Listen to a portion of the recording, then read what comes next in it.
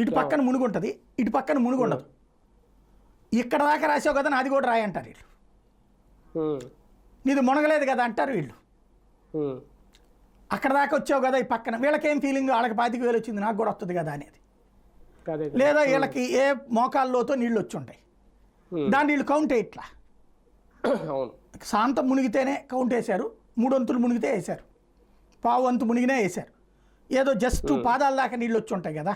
ఇప్పుడు రోడ్డుకి యువతల పక్కన మునిగిపోయి కొంచెం నీళ్ళు ఇటు పక్క వచ్చి ఉంటాయి, ఇళ్ళ ముందుకో లేకపోతే గదిలోకో కొంచెం దాకా వచ్చి ఉంటాయి. వాళ్ళ నీళ్ళు కౌంట్ వేయాల, ఎందుకంటే వాళ్ళకి ఏం అవ్వలేదు కదా అన్నటువంటి ఉద్దేశం. వాళ్ళు ఏమంటారు, నా ఇంట్లోకి కూడా నా పాదాల దాకా నీళ్ళు వస్తే నా ఇంట్లోకి నీళ్ళు వచ్చినప్పుడు నాదెందుకు రాయరు అంటారు. వాళ్ళు ఏంటి ఇంత డబ్బులు వస్తున్నప్పుడు ఎందుకు వదులుకోవాలన్నటువంటిది. అలాంటిది నకిలీది అవుతుంది. వాళ్ళు కూడా యాజిటేషన్స్లో పార్టిసిపేట్ చేయొచ్చు. అది ఇక్కడ జరిగింది. కానీ ఇప్పుడు అంటే పరిహారం అందని బాధితులకి ఏంటి సార్, ఇప్పుడు ఎవరు సమాధానం చెప్పాలి? మళ్ళీ వాళ్ళకి ఇప్పుడు చాలా మంది దగ్గర మీరు అన్నట్టు ఆధార్ కార్డు నెంబర్లే కాదు, ఆధార్ కార్డులు మిస్ అయినాయి, ప్రూఫ్లు కూడా లేవు వాళ్ళ దగ్గర. వాళ్ళు చూస్తే కొంతమందికి చిన్నపిల్లల పేర్లు ఎంటర్ చేశారంట, 4 ఏళ్ళు లేదంటే 7 ఏళ్ళు, వాళ్ళకి ఇంకా బ్యాంక్ అకౌంటే ఉండదు. మీకు బ్యాంక్ అకౌంట్ లేని వల్ల మీకు పరిహారం అందలేదని చెప్పారంట అక్కడ. అలాంటి వాళ్ళ పరిస్థితి ఏంటి?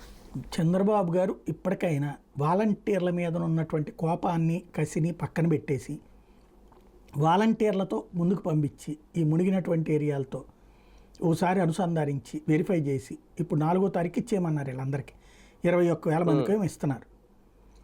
అదే వాలంటీర్లను పెట్టుకుని ఎన్యూమరేషన్ చేసి ఇంకొక లిస్టు ఇస్తే బాగుంటుంది. ఎందుకంటే ఇది